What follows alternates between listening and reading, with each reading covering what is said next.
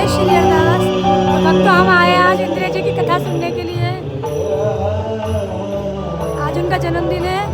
इस पावन अवसर पर ठाकुर जी की कृपा से हमें उनका दर्शन करने का सौभाग्य प्राप्त हुआ है।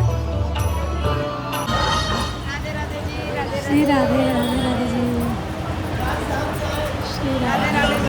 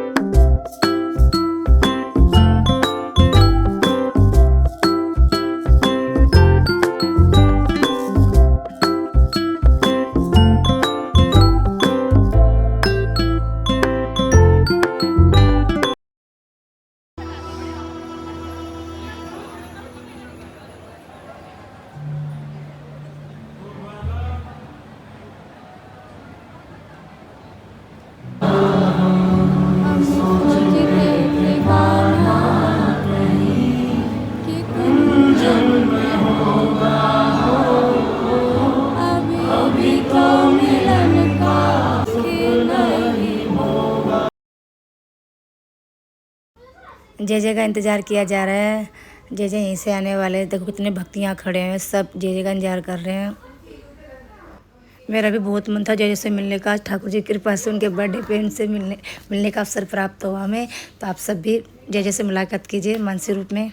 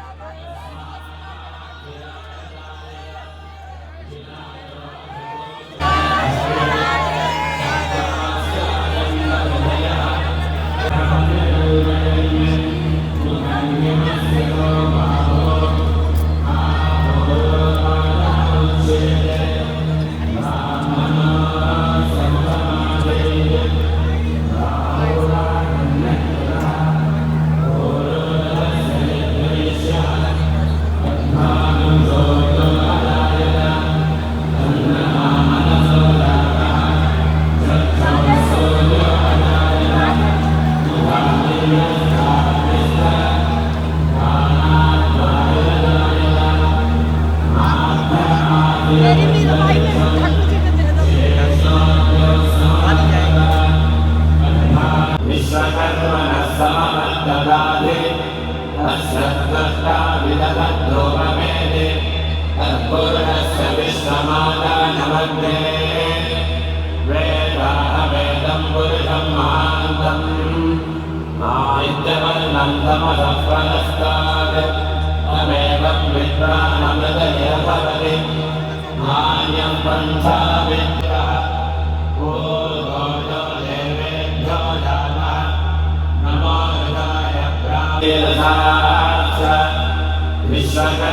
समवर्तनादि तस्य कर्ता विदधद्रूपमेदि तत्पूर्णस्य विश्वमादानमग्रे वेदाहवेदं पुरुषं महान्तम् आदित्यवर्णं तमसस्वनस्तात् तमेवं विद्वानमृतय भवति नान्यं पन्था विद्यते जनाय प्रजापतिश्च जगद्धे अन्धः अजायमानो बहुधा विजायते तस्य धीराः परिजानन्ति योनिम् मरीचीनाम्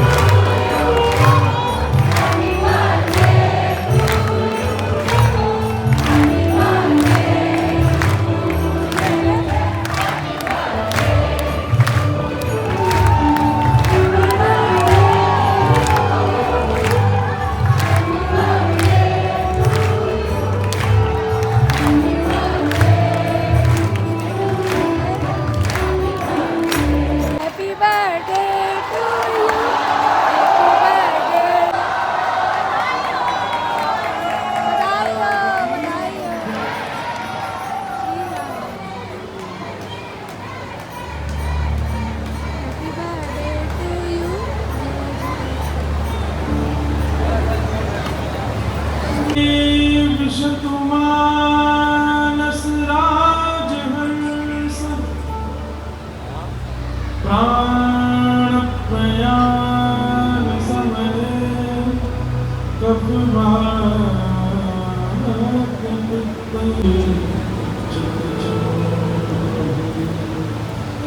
जय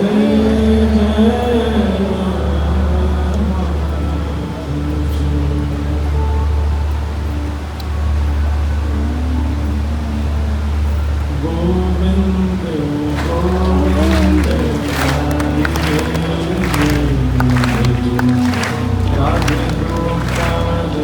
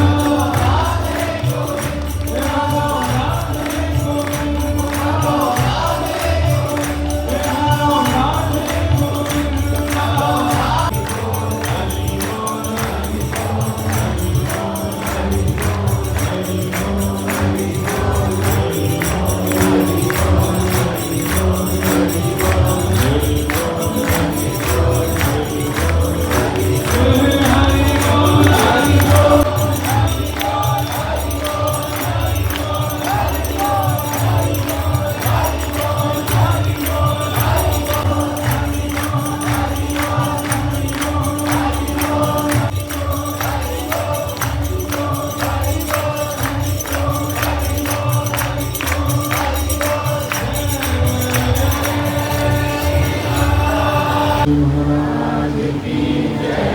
श्री वेदव्यास भगवान की जय। सब संतन की जय, सब भक्तन की जय, सद्गुरुदेव भगवान की जय। 84 कोस ब्रह्मांड की जय। गिरिराज धरण तेरी श्याम सुंदर श्री जय जय श्री राम, श्री राम, जय जय द्वारिका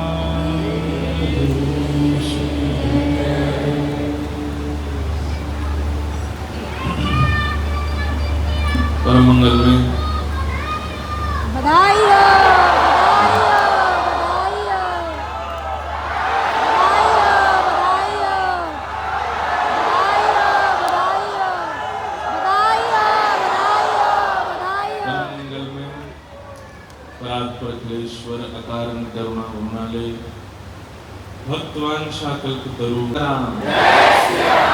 जय श्रीमन्नारायण, जय जय श्री राधे। ठाकुर जी की अति कृपा हम आप सब लोगों पर है, जो इंद्रप्रस्थ की इस पावन प्रांगण में हम आप सब लोग विगत 7 दिनों से भागवत की भावना, थोड़ा गंभीर पद है, आप सब लोग गाना मेरे साथ।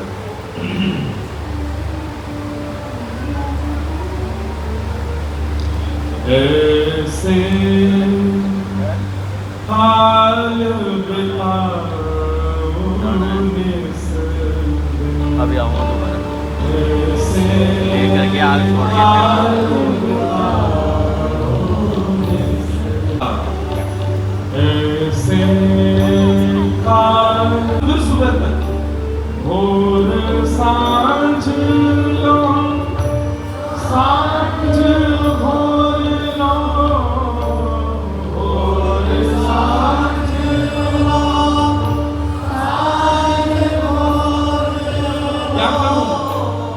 लाड लड़ाऊं कोई जन, लाड लड़ाऊं,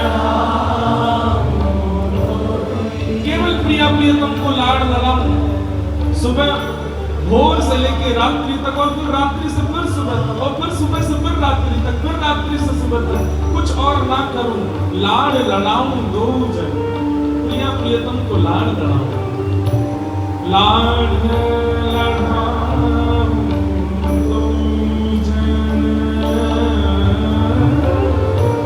लाड लड़ाऊं में रत्न का आभास होने लगे। समझ रहे हैं बात को?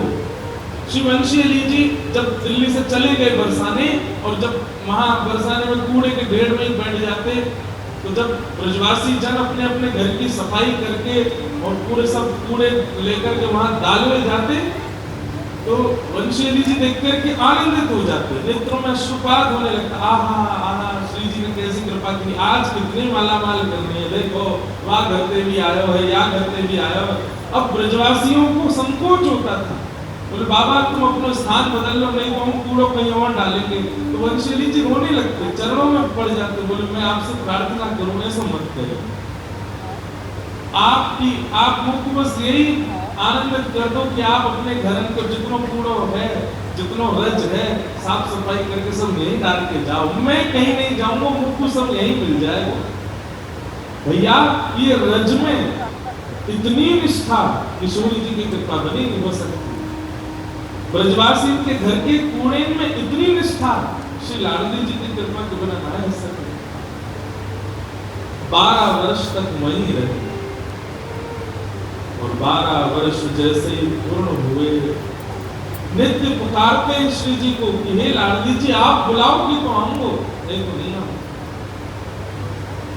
12 वर्ष बाद एक दिन भोर का समय है, और सुबह सुबह थोड़े थोड़े सूर्य उदय हुए, थोड़ा थोड़ा अंधेरा है, और तभी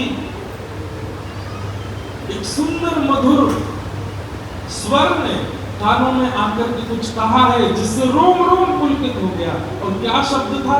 अरे वंशी तुम मोते मिलवे ना आवेगी, मैं तेरी प्रतीक्षा कर रही हूँ, तुम मोते कब मिलेगी? ये स्वर सुनते ही सारा शरीर कंपायमान होने लगा, नेत्रों से अश्रुपात होने लगे, और जैसे ही ऊपर की ओर देखा, अटारी पर श्री किशोरी जी खड़ी हैं और श्री वंशी अली जी को बुला रहे हैं।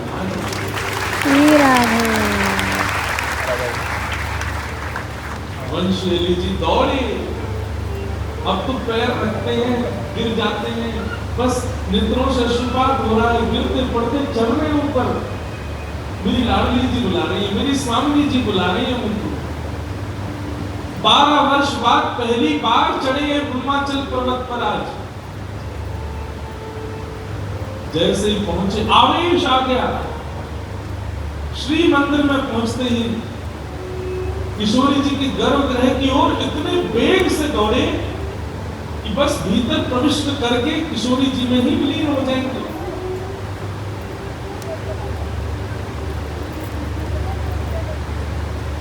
पुजारी जी के मन में आई कि कहीं पता नहीं है भीतर चले जाए, कोई जाकर किशोरी जी का स्पर्श कर ले, ऐसा कुछ नहीं हो। उन्होंने रोकने का प्रयास किया, जैसे ही रोक करके नीचे फर्श पर गिरा दिया उनको। अरे इतने वेग से किशोरी जी के गर्भगृह में नहीं जा सकते, अपरस की सेवा है। लाडली जू कहकर के रुदन करने लगे, और तभी वंशी अली जी के रूप में साक्षात एक वंशी अली, वंशी सखी प्रकट हो गई, और पुजारी जी को अनुभव करा दिया कि अरे पुजारी जी कोई सामान्य नहीं है, ये मेरी सखी है, सहचर्य है, आपको मानते हैं। और किशोरी जी ने उनको स्वीकार। ऐसी श्री वंशी अली जी की लाडली जी दिल्ली में विराजमान, उनके आज दर्शन करने के लिए। ऐसा काल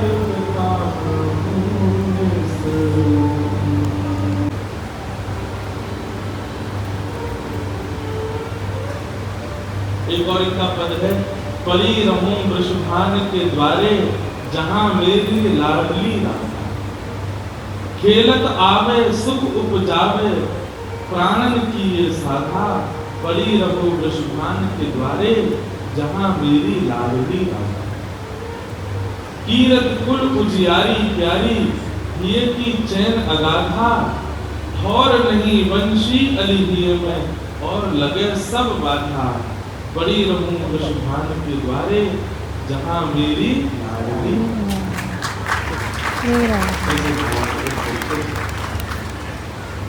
वैसे तो हर साल में नियम होता, श्री राधा रमण जी के दर्शन करते, यमुना जी जाते, राज सब वृंदावन राश राशेश्वर भगवान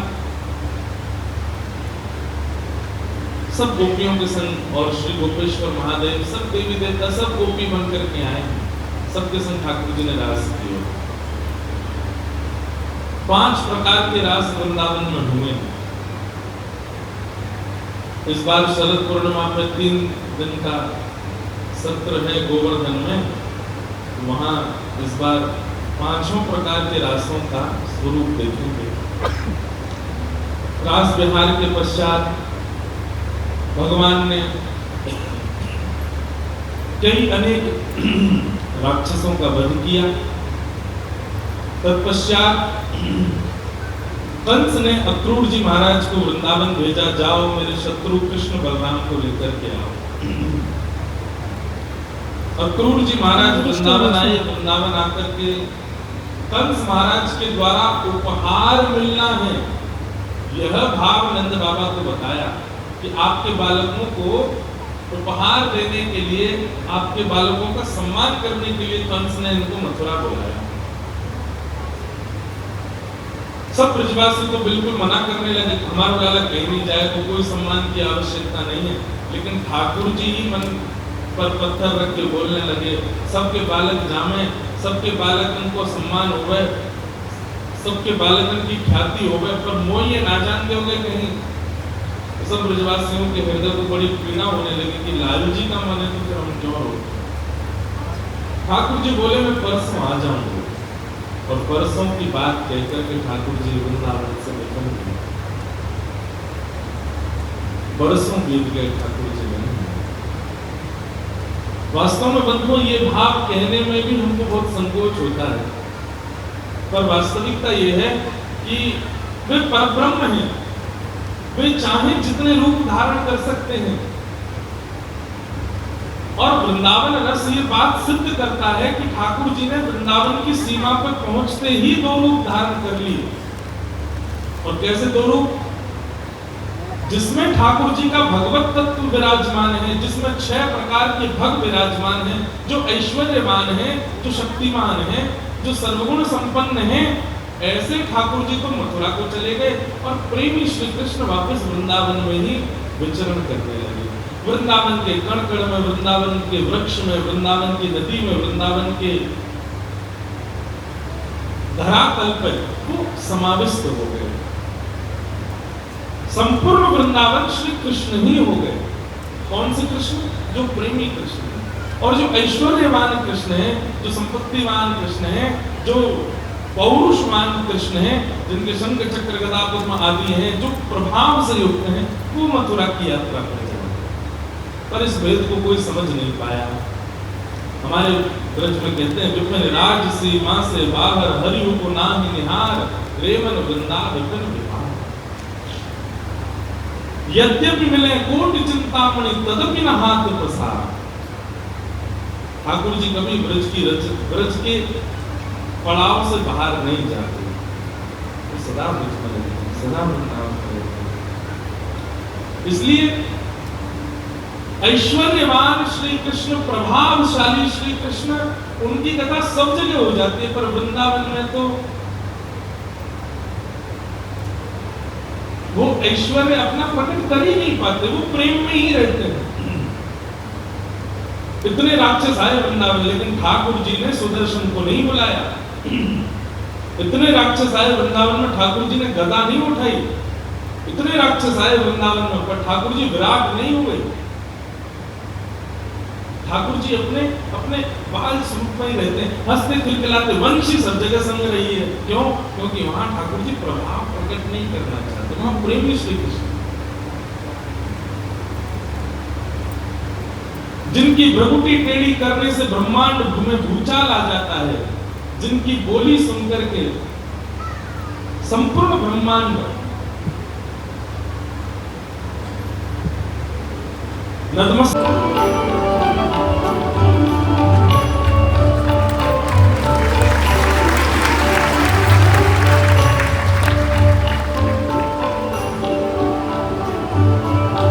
आप किसी के घर जाइए, जिस घर में केवल पुरुष ही पुरुष हों, कोई माताएं बहनें ना हों, वहां भोजन करने जाओ।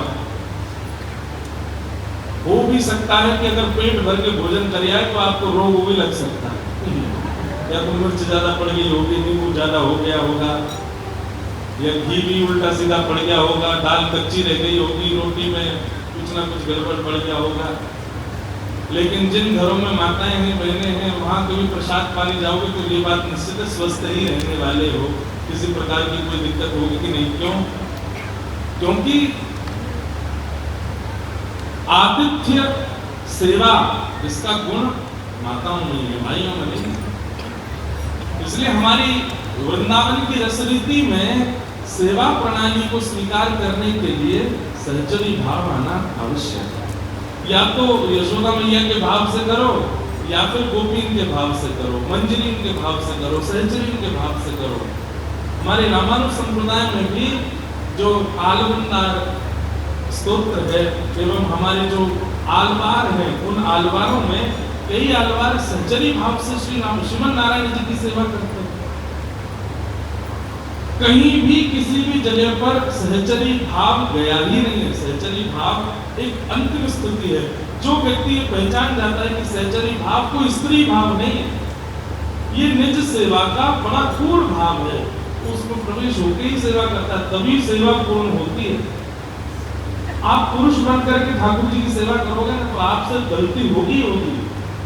आप ठाकुर जी के हाथ भी दबाए दोगे, आप ठाकुर जी को मुख भी टेढ़ा कर दोगे, वस्त्र भी कुछ ना कुछ उल्टे, लेकिन आप जैसे ही भाव रखोगे कि हम एक सहचरी ठाकुर जी की एक सखी है, ये निजी भाव है, सबके सामने प्रकट नहीं करना कि माता पिता को बता देंगे हम सहचरी हैं। माता पिता कहेंगे तेरे कथा में जाना बंद करा, महाराज जी जैसे तैसे पुरुष भयो हमारो लाला, तुम्हारे सहचरी बना। संसार नहीं समझेगा इस बात को, और ये ना किसी को बताना है। और अपनी निज सेवा में जब आप होते हैं अपने ठाकुर जी के साथ एकांत में, उस समय नेत्र बंद करके बस मन से भाव प्रकट कर लीजिए तो हम भी कोई एक ब्रज की गोपी है, और उस गोपी के भाव से ठाकुर जी की सेवा करो, त्रुटि नहीं होगी, उचित ही होगी। तो हनुमान जी महाराज भी सहचरी भाव से श्री ठाकुर जी की सेवा करते हैं। आज महाराज बता रहे हैं, बताइए उन्हें कौन ज्यादा सुंदर है, आप ज्यादा सुंदर हो कि मैं ज्यादा सुंदर हूँ? बताओ। ये प्रभावशाली व्यक्ति नहीं कर सकता है, ये स्वभावशाली व्यक्ति ही कर सकता है। किशोरी जी कहें अच्छा हमसे कहो तुम ही क्यों ना देखो, हमसे कहो तुम ही क्यों ना देखो, क्या हम गोरी तुम श्याम बिहारी, हम गोरी तुम श्याम बिहारी। हमसे क्या पूछ रहे हो? खुद ही देख लो, हम गोरी गोरी दिख रही हैं और आप शाम शाम दिख रहे हो। इतना भी कह देती किशोरी जी तो चल रहा था। अभी तक भी ठाकुर जी को थोड़ा तो बुरा लगा कि भाई ठीक है, ये रंग पे क्यों बात कर रही है? जरूरी थोड़ी है कि सारे लोग सुंदर नहीं होते हैं, ये रंग पे क्यों आ जाती है बात कि हम गोरी हैं तुम शाम हो? इतना ही कह रही थी किशोरी जी तो ठीक था, लेकिन अगली पंक्ति में क्या कहती है? सुनो सुनो सुनो श्याम सुंदर ने दिखाइयो दर्पण। ठाकुर जी दिखाने लगे, ठाकुर जी को लगे अब अच्छो बोलेंगे कछु, अब इनको दिखाऊंगा मैं, अब मेरी पेशर दिख गई होगी, अब मेरे कुंडल दिख गए होंगे, अब अच्छो बोलेंगी। नहीं दिखाइयो दर्पण, देखो श्याम सुंदर ऐसा लग रहा हो, बोले कैसा? मेरा मुख जैसे चंद उजियारो, मेरा मुख जैसे चंद उजियारो, तुमरो मुख जैसे जैसे अंधियारो, हे भगवान, मेरा मुख मेरा मुख तो ऐसा लग रहा है जैसे पूर्णिमा का चंद्रमा, और तुम्हारा मुख ऐसा लगे अमावस्या की रात। रात। ठाकुर जी बोले श्री जी मतलब ठीक है, हम स्वरूप देने कार्य या मतलब ये थोड़ी है कि आप ऐसे बोलोगे। अब ठीक है आपने एक बार बोल तो नहीं कि आप बोली हम श्याम, या मतलब ये थोड़ी अब तुम उपमा दे रही हो, खुद को पूर्णिमा की और हमको अमावस्या की, हमको अंधेरी रात की। ठाकुर जी मान करके बैठे, रूठ गए, और रूठते रूठते बोला हो गए, बोले सुनो ज्यादा इतराओ मत कि तुम चंद्रमा हो, चंद्रमा भी तभी दिखे जब अंधेरो हो गए। क्या बात है ये। ठाकुर जी रूठ के बैठे, मुझसे बात मत करो, तुम चंद्रमा हो ना, बोलती रहो तारे के संग, है ना। किशोरी जी मना रहे हैं, अरे श्याम सुंदर ना मुझसे बात मत करो, चली जाओ। किशोरी जी ने शिला से नीचे उतर के मानो ठाकुर जी के घुटने पे हाथ रख के कभी चरण पकड़ रहे हैं, कभी ऐसे कर रही हैं और कह रही हैं, नहीं मेरी बात तो सुनो, तेरो नयन में मोटो मोटो कजरा, तेरो नयन में मोटो मोटो कजरा। अरे देखो तो यशोदा मैया भी या कार्य करूंगी को काजल और लगा के भेजे। एक तो श्याम सुंदर, एक तो कार्य, ऊपर से यशोदा मैया काजल और लगा के भेजे। लेकिन श्याम सुंदर ने मेरी ओर देखी हो, ठाकुर जी बोले कहा देखो, तुम्हें मेरे नेत्र में काजल दिखाई दे रहा है? ठाकुर जी बोले हाँ दिख तो रहा है। अच्छा एक बार स्पर्श करके देखो काजल है? ठाकुर जी ने स्पर्श करके देखो तो काजल नहीं है, लेकिन काजल दिख रहा है। ठाकुर जी बोले ये कैसे है सके, आपके काजल हाथ में ना आ रहा और आंखों में दिखाई दे रहा। तो किशोरी जी क्या कह रहे हैं, क्योंकि हमारे नेत्रन में काजल की आवश्यकता नहीं, ये श्याम सुंदर बैठो ना नेत्रन में, काजल बैठो ना नेत्रन में, हमरे नयन में तुम बनवारी, हमरे नयन में तुम बनवारी, तुम तो नख पे गिरी बरधारो, तुम नख पे बरधारो। ये श्याम सुंदर आपने तो अपने नख पे गिरिराज जी उठाए। बोले हाँ, लेकिन आपसे ज्यादा बलशाली हम हैं। बोले क्यों? क्योंकि हम उर्धार रहे गिरधारी, हम उर्धार गिरधारी।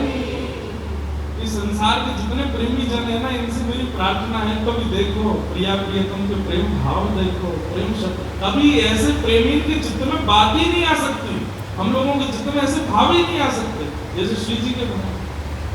आपने तो केवल गिरिराज जी उठाए, पर गिरिराज जी सहित गिरधारी हमने अपने चित्त में धारण कर रखा है। आपसे ज्यादा बलवान हम हैं, हम उर्धार रहे गिरधारी, हम उधार गिरधारी। ये बस अब देखो ठाकुर जी पे गुस्सा करो ना आवे। कभी कभी मेरा मन करे कि हे श्यामा जी ऐसी कृपा करियो कि अगली बार जब ठाकुर जी प्रकट हो, हम सखा बन के हमें लाला। फिर ठाकुर जी सिखाएंगे गुस्सा कैसे किया जाए, क्रोध कैसे किया जाए, फिर सीखो। दो बात कर दी चिकनी चुपड़ी श्री जी ने, सोई तुम मान भूल गए अपने। मैं तो ऐसे ही कह रहे हो, अरे नाय आपको मुक्त चंद्रमा सोई है, मैं तो अमावस्या सोई ठीक हूँ, आप तो चंद्रमा से हो। रीझ गए, पर दो बातों में रीझ गए। पहली बात कहा गई, हमरे नयन में तुम बनवारी और हम उर्धार रहे गिरधारी। बस ये दो बातों में ठाकुर जी तो रीझ गए, मान सब भूल गए।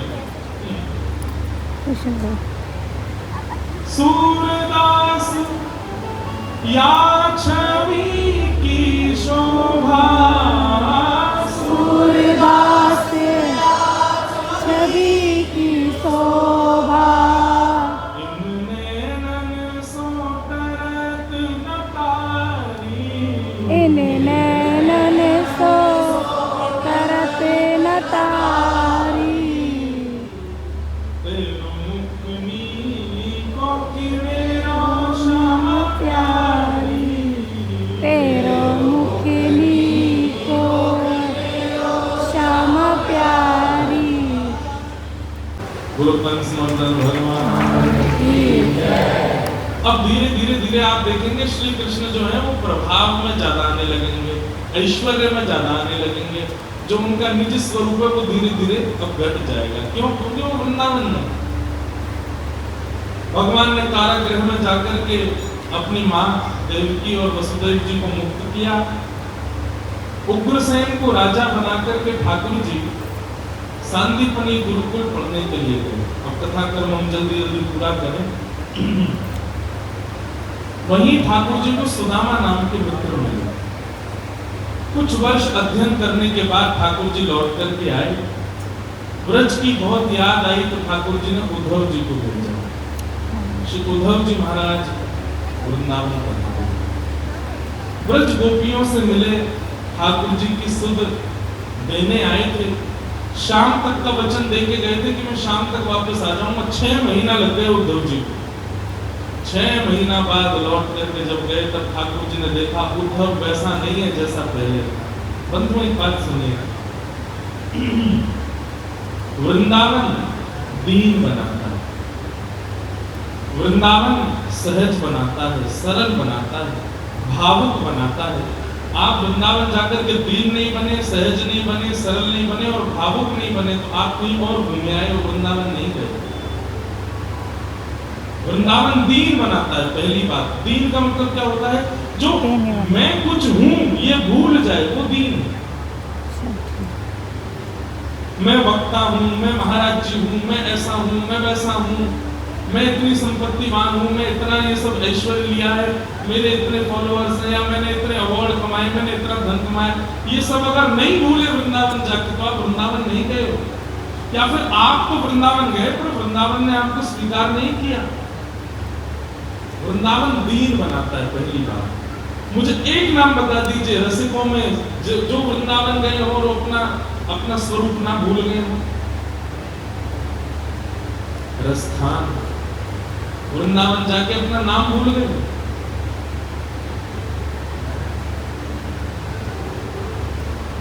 रूप गोस्वामी, सनातन गोस्वामी, ये सामान्य परिवार से नहीं थे, बंगाल के सबसे उच्चतम धनवान परिवार से थे। रूप सनातन गोस्वामी वृंदावन जाके एक कॉपी पहन करके डोलते थे।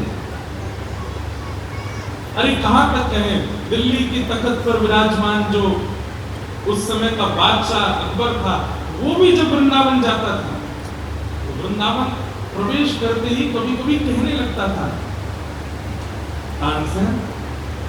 मेरा मन होता है कि जिस ताज को मैं बड़े गौरव से धारण करता हूँ ना अपने शीश पर, पता नहीं क्या है इस भूमि में, यहाँ प्रवेश करते ही मन होता है कि ये ताज उतार दूं और बिना ताज के ही घूमूं।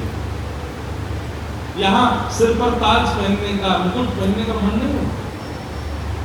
और अकबर भी अपना ताज उतार करके वृंदावन भ्रमण करता है। वृंदावन दीन बनाता है और जिसको दीन नहीं बनाया समझो अकबर से भी गया गुजरा। दीन कई लोग देखते हैं आज भी वृंदावन में, उनको अपने ऐश्वर्य का मत, अपने धन का मत, अपनी पदवियों का मत रहता ही है। वृंदावन स्वीकार नहीं करता हूं, वृंदावन तो दीन बनाता है।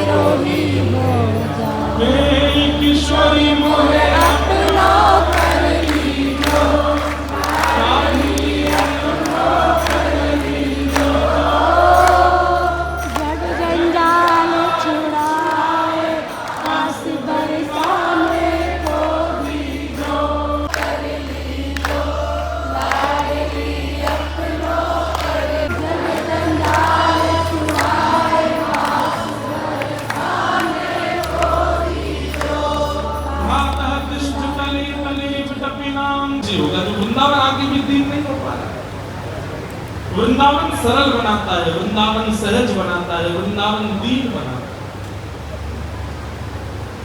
और वृंदावन भावुक बनाता है।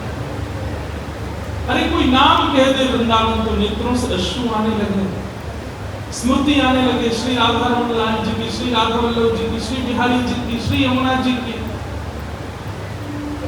समझो वृंदावन ने स्वीकार किया।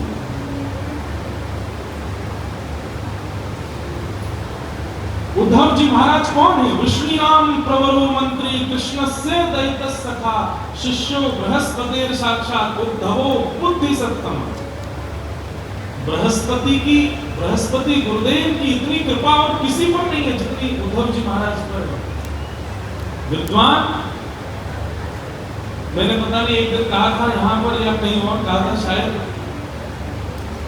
ठाकुर जी जब अपनी स्वधर्मा सभा में बैठते हैं ना द्वारिका में, तो ठाकुर जी प्रवचन करते हैं और जितने मंत्री होते हैं, जितने सैनिक, सब लिखते हैं ठाकुर जी की बात, ठाकुर जी क्या कह रहे हैं। ठाकुर जी का प्रवचन सुनने के लिए ब्रह्मा जी आते हैं, रुद्र आते हैं, नारद आते हैं, सब आकर के बैठ करके बिल्कुल शांति से ठाकुर जी का वचन सुनते हैं, आज ठाकुर जी क्या कह रहे हैं।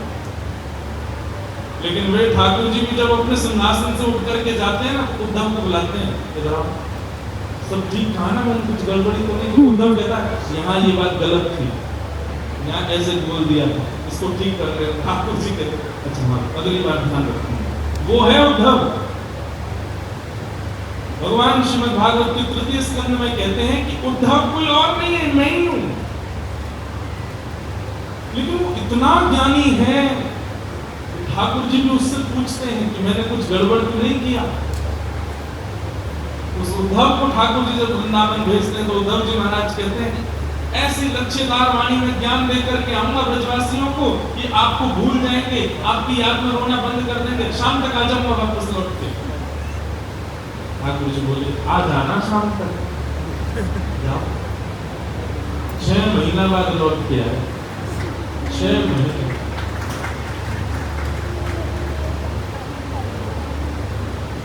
ठाकुर जी कितना याद करते हैं ब्रज को, उद्धव को समझा रहे हैं। अब देखो इतनी बात सुनिएगा, भगवान ने अपना प्रेम बताया उद्धव को कि मेरा ब्रज के प्रति प्रेम कैसा, पर उद्धव के हृदय पर कोई असर नहीं पड़ा। लेकिन जब गोपियों ने अपना प्रेम सुनाया, उद्धव पर ऐसा असर पड़ा कि ऊधो सूधो है चलो सुन गोपिन के बोल। ज्ञान बजाई डुमडुमी, प्रेम बजायो ढोल। ज्ञान की डुमडुमी बज गई। कहने का अभिप्राय ठाकुर जी की वाणी से प्रभाव नहीं पड़ा उद्धव पर, गोपियों की वाणी का ऐसा प्रभाव। सोचिए, वो परमात्मा है, वो परब्रह्म है, वो चाहे जिस पर प्रभाव डाल सकते हैं। लेकिन इतना विशाल हृदय वाला उद्धव उस पर ठाकुर जी भी प्रभाव नहीं डाल पाए। तो सोचिए ब्रज की गोपियों का प्रेम किस स्थिति का होगा कि इतने विद्वान उद्धव को उन्होंने ज्ञान दे दिया, प्रेम का पाठ पढ़ा दिया।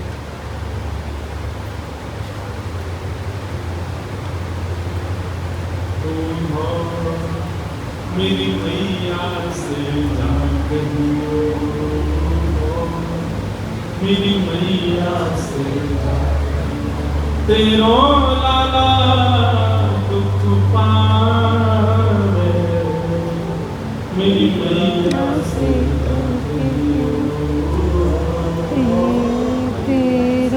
ये तो आपने बहुत बार सुना, एक नई बात सुना। उद्धव जी महाराज चले गए वृंदावन। उद्धव जी महाराज का गर्दन नीचे नहीं हो रही है, कमर सीधी है बिल्कुल में विद्वान उद्धव। उद्धव जी महाराज रोते बिलखते ब्रजवासियों को देख करके बोलते हैं, सब लोग इधर देखना। बोले आप रोते क्यों? कृष्ण दूर जाकर के पीड़ा में हो तो आपको रोना चाहिए। सोने के पलंग पर सोते हैं, सिर पर ऐसा सुंदर मुकुट पहनते हैं, उस पर ये बना है ये बना है। उद्धव जी वर्णन कर रहे हैं, जब भी निकलते हैं तो उनके पैरों में जो जूतियां हैं वे भी स्वर्ण की, उनमें भी मणियां लगी हुई हैं। इतने सैनिक उनके सामने नतमस्तक रहते हैं, आदि आदि। क्या बता, यहाँ तो खावत मैया सो रोटी, यहाँ तो खावत मैया से रोटी। यहाँ तो उद्धव मैया से रोटी मांग करके खाता, और मांग के नहीं, मैया के हाथ से ही पातो। मथुरा में वाकु मैया से रोटी मिले हैं कि ना, उधो सीधे बता।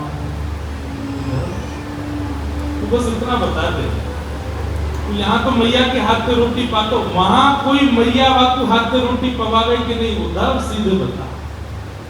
उद्धव जिस तक और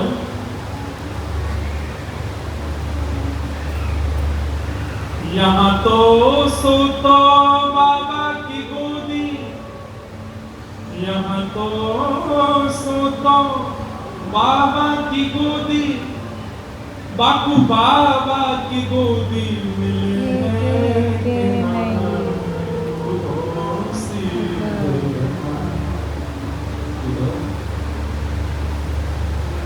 यहाँ बिस्तर पर नहीं सोते थे श्री कृष्ण, मेरी गोद में सोते थे। मथुरा में उद्धव कृष्ण को गोदी मिलती है सीधे। यहाँ पे श्री कृष्ण ने कभी थाली में भोजन नहीं किया। यशोदा मैया अपने हाथ में रोटी लेकर के और बीच में रोटी में साग धर के पीछे पीछे दौड़ती है, और फिर पकड़ के नेक खवा दे, फिर दौड़ के फिर नेक खवा दे। वहां मैया से रोटी मिले है कि ना, उद्धव सीधे। उद्धव जी के पास उत्तर नहीं। एक गुजराती भाषा में पद गाते हैं,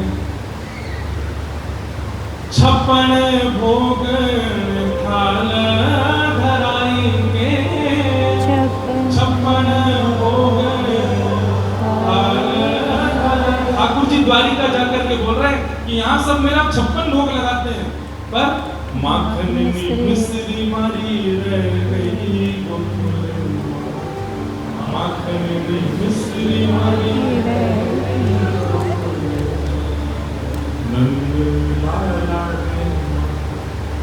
यशोदा जी सांभरी ममता निमूर्ति मारी रह गई, ममता निमूर्ति मारी रह गई। भैया प्रेम जब व्यक्ति के चित्त में आता है ना, तो उसको आप बहुव्यंजन और प्रभाव दे दीजिए, उसको वो स्वीकार नहीं।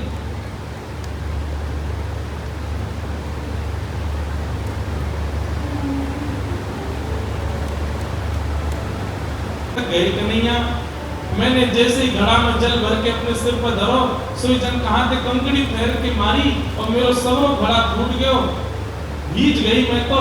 मैंने कि अरे लाला ऐसा काहे को करे? तो मुझे बोले तू 3 दिन आते नहीं मैंने नवाई दी आज। मैं पीछे दौड़ी और जैसे ही हाथ पकड़ने आयो इतने में मेरे नेत्र खुल गए। मैं तो स्वप्न देख रहे। सब गोपियां अपना अपना स्वप्न सुनाती हैं। एक गोपी पूछ पड़ती है, हे श्यामाजू आप भी तो अपने स्वप्न को वर्णन करो। राधा रानी कहती है, तुम सब भाग्यशाली हो, जागना से श्री कृष्ण गए हैं, तुम सबको स्वप्न में अनुभव तो होता है, पर मैं तो वादना से सोई ही नहीं हूँ। जागना से कन्हैया गए, मेरी निद्रा भी उनके संग चली गई और नींद आवे नहीं तो स्वप्न देखूं कैसे। उद्धव जी स्तब्ध होकर के ये स्थिति का दर्शन करते हैं। मधुपति तब बंधो मां सुषट जो यह नाम पुकारे। सुखदेव जी महाराज 6 महीने की समाधि में चले जाते हैं अगर वो राधा बोलते हैं तो, और परीक्षित के पास केवल 7 दिन बचे हैं। इसलिए सुखदेव जी पहले ही विचार करके बैठे हैं कि किशोरी जी का नाम मुझे संकेत में लेना है, क्योंकि अगर मैंने राधा कहा तो मेरी समाधि हो जाएगी और परीक्षित को 7 दिन में जो इसे चाहिए वो कैसे मिलेगा। लेकिन श्रीमद् भागवत में जो भ्रमर स्तुति है, ये जो अभी जिसका एक श्लोक गाया, इस श्लोक में एक संकेत से पता चलता है कि किशोरी जी गा रही है। क्योंकि जब गोपियां कोई भी गीत गाती हैं, चाहे वो वेणु गीत हो चाहे वो गोपी गीत हो, सब जगह लिखा आता है गोप्या ऊंचू, बहुवचन, बहुत सारी गोपियां बोल रही हैं।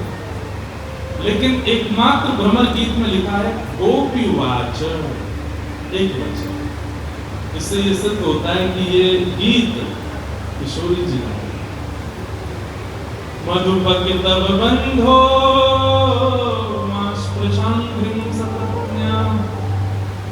अरे भौरे, भौरा आता है उड़ता हुआ, उद्धव को सीधे तो बोल नहीं सकती, तो भौरे को संकेत करते हुए उद्धव को उत्तर दे रहे हैं, अरे भौरे तू निश्चित कृष्ण का सखा होगा। क्यों? क्योंकि तू भी काला है और वो भी काला। एक गोपी कहती है, बोले हे श्यामाजू काले तो कई जीव हैं संसार में, सबको कृष्ण से कैसे जोड़ सकते हैं? बोले नहीं नहीं, इसका स्वभाव भी कृष्ण जैसा है। बोले स्वभाव कैसे कृष्ण जैसा है? बोले ये भौरे का स्वभाव है, एक पुष्प पर बैठता है, उसके रस को लेता है और उसके रस को लेकर फिर दूसरे पुष्प पर चला जाता है। कृष्ण भी तो ऐसे हैं। जब तक उनको सुख मिला तब तक वृंदावन में रहे, वृंदावन के ब्रजवासियों से सुख लेते रहे। थोड़ी आयु बढ़ी, हमारे सुख से जब उनको उबटन होने लगी तो मथुरा चले गए। वो भी तो ऐसे ही है। इसको कहते हैं व्याज स्तुति। क्या कहते हैं? मतलब ताने मारते हुए स्तुति करना, इसको व्याज स्तुति कहते हैं। श्री किशोरी जी कर रहे हैं।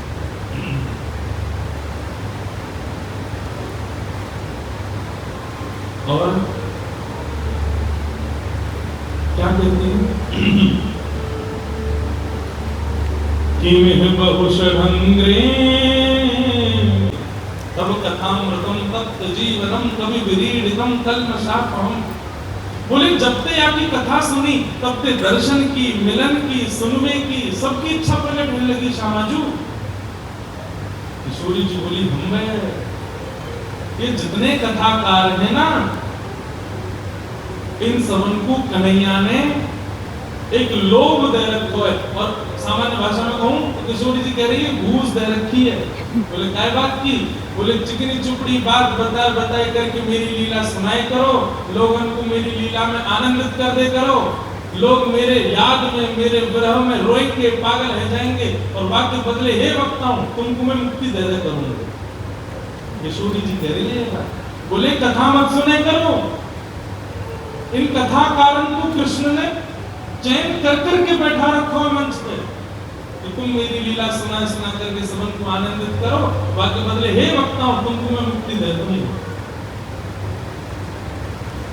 भैया पूरी दुनिया ने पूजा वक्ताओं को, एकमात्र गोपी और श्री किशोरी जी ने ही गरियाया है वक्ताओं।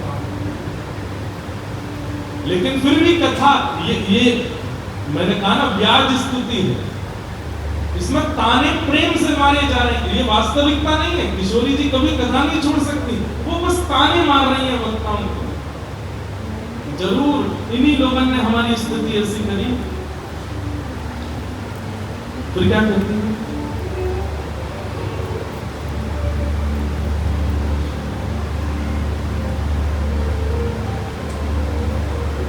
तो इनसे ब्याह करने के बाद जिस ने कहा आई बताओ, ब्याह करने वाले से मना कर दो कि हम ब्याह ना कर सकते। वहां के नाक कान काटती है। खुद ने तो ब्याह किया नहीं और बापू कोई और तो ब्याह करने लायक छोड़ो नहीं। ऐसे तो इनके काम है। और बाली सुग्रीव का युद्ध करवा दिया और युद्ध करवाते हुए सुग्रीव के पक्ष में छिपकर के बाली को मार दिया। अरे जब युद्ध करने की इतनी ताकत थी तो सामने आके लड़ते बाली थे, लेकिन छुप के मारा उसको। अरे बहनों तुम्हें कहा बताऊं, किशोरी जी कह रहे थे। तीसरी बात बोले क्या, बलि के यहाँ गए नेक्से से बामन बन के और बोले 3 पग जमीन चाहिए, वो भी अपने पैरन से नापेंगे। बलि हसन लगो महाराज आप नेक्से से हो, 3 पग जमीन अपने पैर से नापोगे, मैं त्रिलोक का सम्राट, आपको 3 पग जमीन देने में मुझे बड़ी लज्जा होगी। बोले नहीं हम तो अपने पैर से ही नापेंगे, देना है तो दो। गोपियां बोली फिर? बोले फिर का संकल्प लियो। और जैसे ही बलि ने कही कि मैं आपको 3 पग जमीन देता हूं, इतने में जय कन्हैया 1952 बन के गए, विराट है गए और 2 पग से तीनों लोग नाप लिए। और बलि तो बोला तुमने 3 पग के लिए कहा था, मैंने 2 पग में तीनों नाप लिए, अब तीसरा पग कहां रखूं? हे वासुकीनाथ जाओ इसको बंदी बना लो, नरक ले जाओ। इसने अपनी संकल्प पूरा नहीं किया। छोटे से वामन बन के गए और बलि को ठगिया। अरे हम लोगों ने तो पहले ही पता होनी चाहिए कि कौन है। बोले किताब यानी कपटी। इतना बोलने की सामर्थ्य केवल श्री जी के पास है और कोई बोल नहीं सकता ठाकुर जी। दूर बैठे उद्धव जी, इनको तो सब पता है। मैं तो सोच के आया था कि इनको बताऊंगा कि वो पर ब्रह्म है, वो नारायण है, वो जगदीश्वर है, वो महाअवतार है। इनको तो सब पता है कि वही कृष्ण राम बन के आए थे। इनको तो ये भी पता है कि वही कृष्ण वामन बन के आए थे। ये तो सब जानते हैं। इनको मैं अब और क्या बताऊं? उद्धव जी समझ गए, बोले ये गोपियां सामान्य नहीं है। ये जानते हुए भी कि वो पर ब्रह्म है, उनसे इतना प्रेम करती है कि अभी तक अश्रुधार गिरा रही है। इसका मतलब तो यही है कि इनके प्रेम में कोई स्वार्थ नहीं।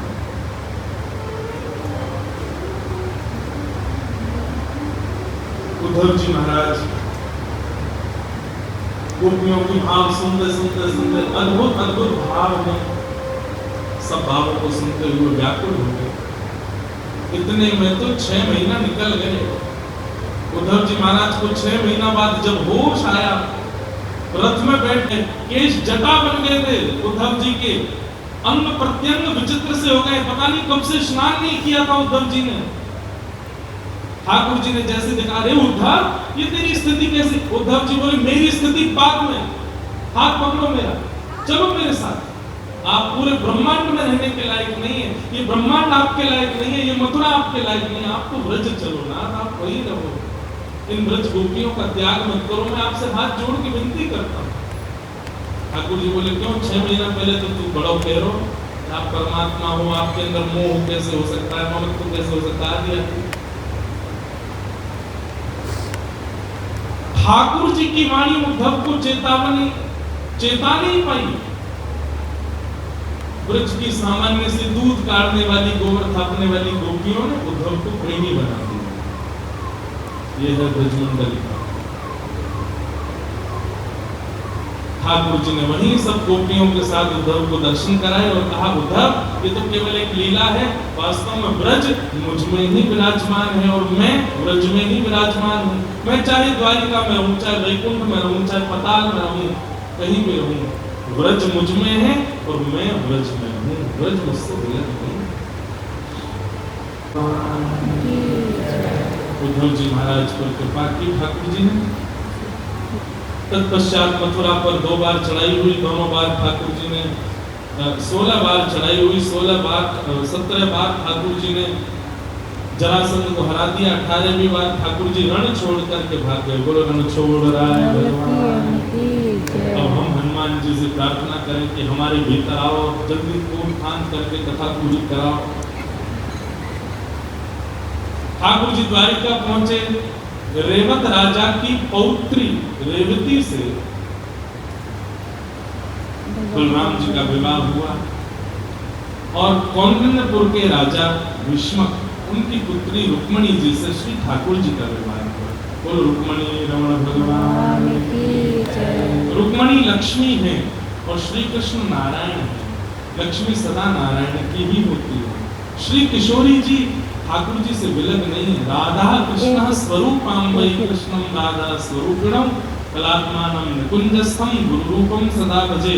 इसलिए किशोरी जी से प्रकट विवाह का प्रसंग नहीं है। अब प्रकट विवाह का प्रसंग हमारे व्रज में कहा जाता है, बाकी तो किशोरी जी ठाकुर जी का ही अंग है, उनसे विवाह की प्रकट स्थिति में आवश्यकता नहीं, इसलिए रुक्मणी जी से विवाह किया। रुक्मणी जी लक्ष्मी।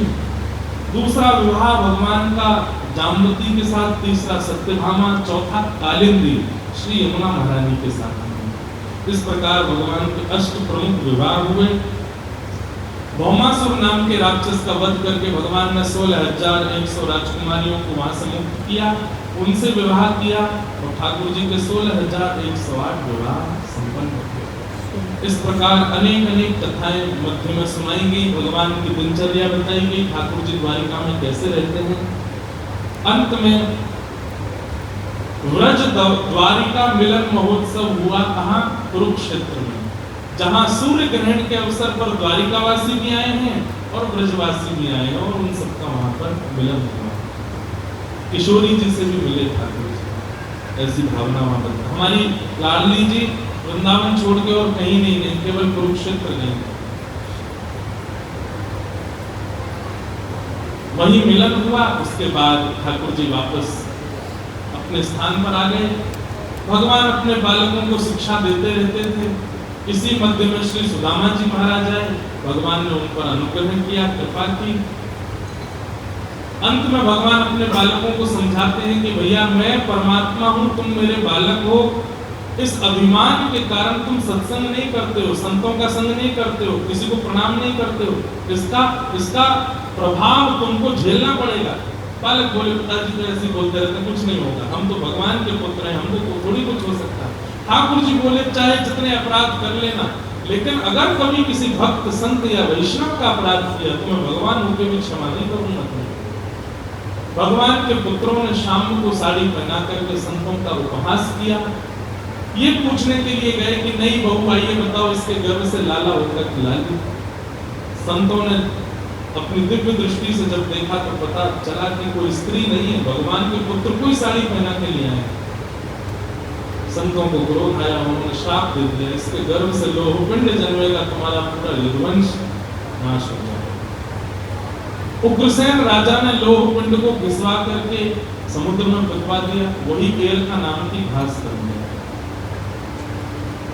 एक दिन यदुवंशियों में छोटी सी बात पर थोड़ा कलेश हो गया, लड़ते झगड़ते सब समुद्र के तट पर आए, विषैली घास एक दूसरे पर फेंक करके यदुवंश का विनाश हुआ। भगवान पूरा दृश्य देखते रहे। बलराम जी महाराज आज्ञा लेकर के क्षीर सागर में प्रवेश कर गए। ठाकुर जी बोले मेरे कुछ काम रह गए, मैं पूरा करके आता हूँ। एक दिन ठाकुर जी एक वृक्ष के नीचे बैठ करके उद्धव जी को, मैत्री मुनि आदि कुछ ऋषियों को भागवत धर्म का उपदेश करते हैं। यही भागवत धर्म का उपदेश जो ठाकुर जी ने भागवत में किया है, इस पर कथा हम करने वाले हैं 11 अक्टूबर से 17 अक्टूबर बद्रीनाथ, क्योंकि श्री उद्धव जी महाराज यही भागवत धर्म सुन के सीधे बद्रीनाथ गए। तो इसलिए पहले भी वहां पर नवयोगेश्वर संवाद पर कथा हो चुकी है, पर इस बार भागवत धर्म ठाकुर जी की जो शिक्षा है उस पर चर्चा करेंगे। जो लोग भी अनुकूल मिले, शरद पूर्णिमा पर गोवर्धन और गोवर्धन के बाद बद्रीनाथ। तो ठाकुर जी ने वहां पर ज्ञानोपदेश किया। उस ज्ञानोपदेश को उद्धव जी महाराज ने सुना, मैत्रेय मुनि ने सुना। ठाकुर जी ने कहा कि मेरा परम प्रिय विदुर मिलेगा। देखो विदुर जी कितने भाग्यशाली हैं। अपनी लीला संवरण के समय ठाकुर जी ने उनको याद किया। ठाकुर जी कहते हैं उद्धव मेरा परम प्रिय विदुर तुमको मिलेगा। उसको वो जब भी मिले या तो तुम या फिर मैत्रेय मुनि कोई भी उसको बैठा करके ये भागवत धर्म सुना देगा। तो बीच में मैत्रेय विदुर संवाद किया था। वहां पर मैत्रेय मुनि ने विदुर जी को वही सब ज्ञान दिया जो ठाकुर जी देकर के गए। भगवान ने अद्भुत ज्ञान प्रस्तुत करने के बाद उद्धव से कहा अब उद्धव अब तुम बद्रीनाथ जाओ, मेरी पादुका लेकर के जाओ, वहां रहकर के गंगा जी का दर्शन करना और मेरे द्वारा दिए गए ज्ञान का चिंतन करना। बंधु कथा सुनने का विषय नहीं है, ये बात बिल्कुल ध्यान पूर्वक सुनिए। 16,108 100 राजकुमारियों को वज्रनाभ लेकर के वृंदावन चले गए और अर्जुन अष्टपटरानियों को लेकर के जा रहे थे। तो बीच रास्ते में ठाकुर जी ही रूप बदल करके आए और 8 पत्नियों का हरण कर लिया। मानो अर्जुन को बता दिया कि मेरे बिना तेरा गांडीव धनुष भी किसी काम का नहीं। अर्जुन हाथ पे हाथ धरे रहते रह गए, ठाकुर जी की पत्नियों की रक्षा नहीं कर पाए। अर्जुन ने जाकर के सब समाचार पांडवों को बताया। पांडव स्वर्गारोहण को चले गए, भगवान अपनी लीला पूरी करके चले गए। उद्धव जी महाराज ने अंत में एक बात कही थी कि ठाकुर जी आप चले जाएंगे तो आपकी स्मृति हमको करनी हो, आपसे कभी आपका अनुभव करना हो तो हम क्या करें।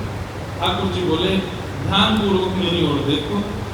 एक ज्योति में ठाकुर जी का श्री विग्रह परिवर्तित हो गया और 7 बार आकाश में भ्रमण करते हुए तिरोधाय प्रविष्टोयम श्रीमद् भागवतारम्भम, श्रीमद् भागवत में वो ज्योति विराजमान हो गई। आप कहेंगे भागवत जी की रचना तो बाद में हुई, फिर ज्योति चतुश्लोकी भागवत जो कि स्वयं श्री ठाकुर जी से प्रकट हुई, उसका विस्तार ही श्रीमद् भागवत है।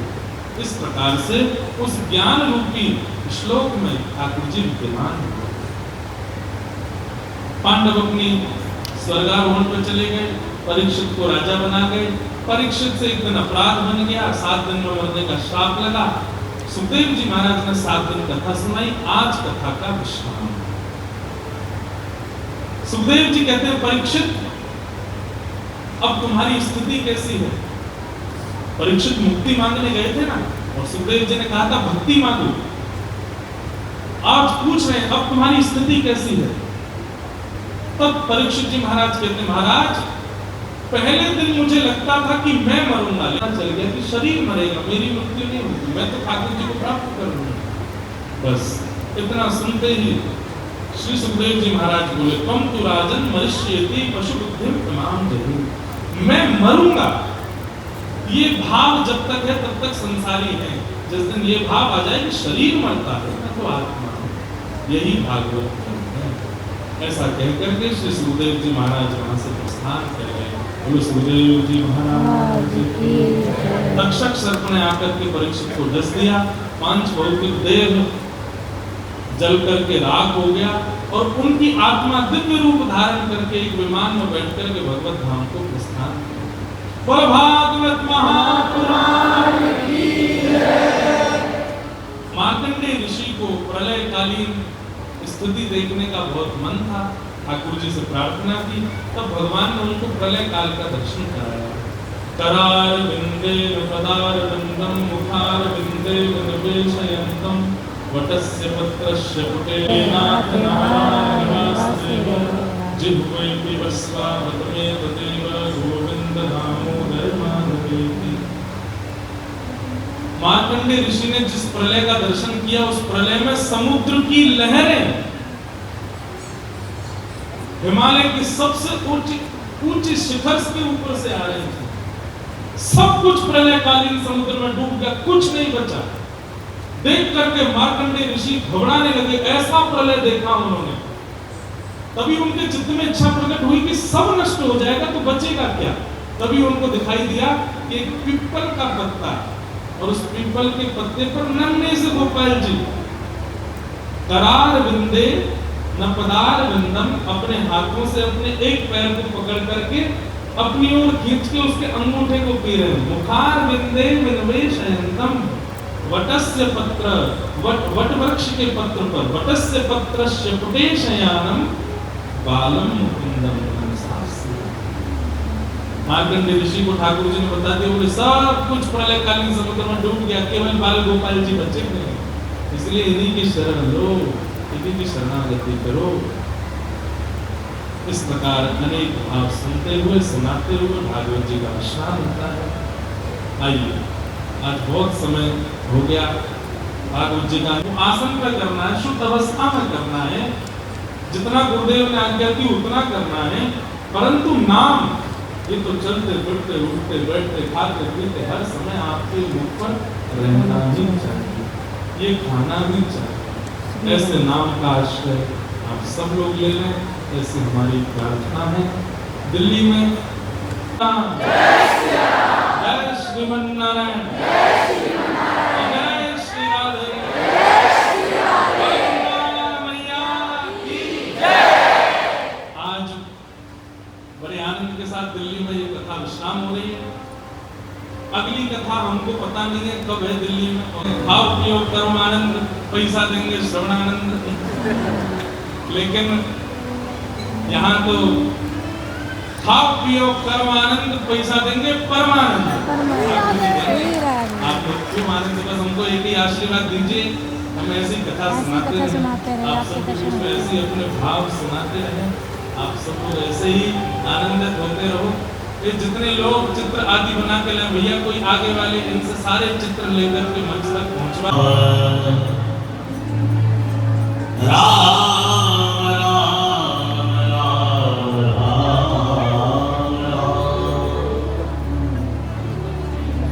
जय सिया राम, जय सिया राम, जय सिया राम, जय जय सिया राम, जय हनुमान, जय हनुमान, जय हनुमान, जय जय हनुमान, जय हनुमान, जय हनुमान, जय हनुमान, जय हनुमान, जय हनुमान, जय हनुमान, जय जय हनुमान, जय सिया राम, जय सिया राम, जय सिया राम, जय जय सिया राम, श्री राम जय राम, जय जय राम, जय राम, श्री राम जय राम, जय जय राम, श्री राम जय राम।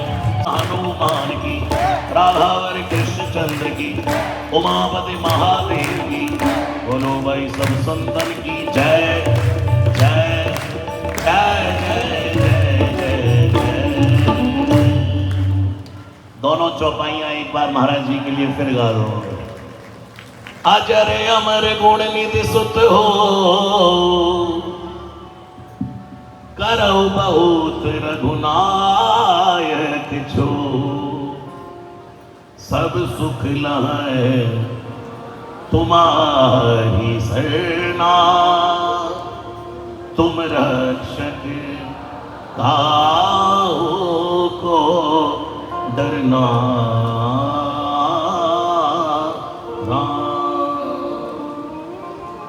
पूज्य महाराज श्री के चरणों में बहुत बहुत प्रणाम। ऐसे ही आपका जन्मोत्सव हम सब मनाते रहे, आशीर्वाद देते रहिएगा। जय सिया राम।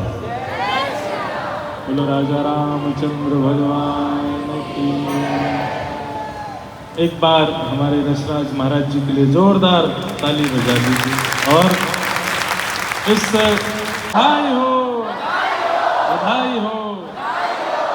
ऐसे ही आप श्री हनुमान जी महाराज के बल से, प्रताप से, प्रेम से, भक्ति से पूरे विश्व को अवगत कराते रहें। महाराज जी से ऐसी प्रार्थना है। कथा विश्राम से पूर्व कथा के जो आयोजक हैं,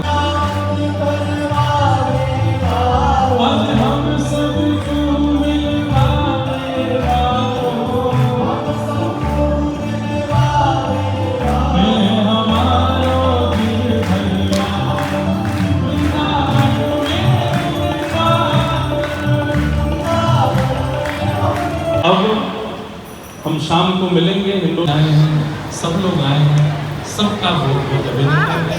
शाम को इन सब में मिलते हैं। आप सब लोग भोजन प्रसाद पाकर और अपने जन्मदिन पे मैं चाहूँगी महाराज जी हम सबको भी एक रिटर्न गिफ्ट दें। कि वो हमें ये आशीर्वाद दे कि अगले जन्म में या उसके अगले किसी जन्म में वो ठाकुर जी की प्रधान सहचरी या सेविका बन के आए और हम सब उनका सखी मंडल बने। धन्यवाद।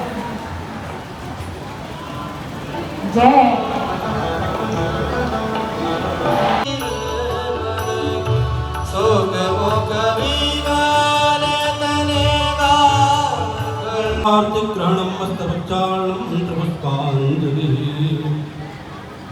हरि ओम जगदेव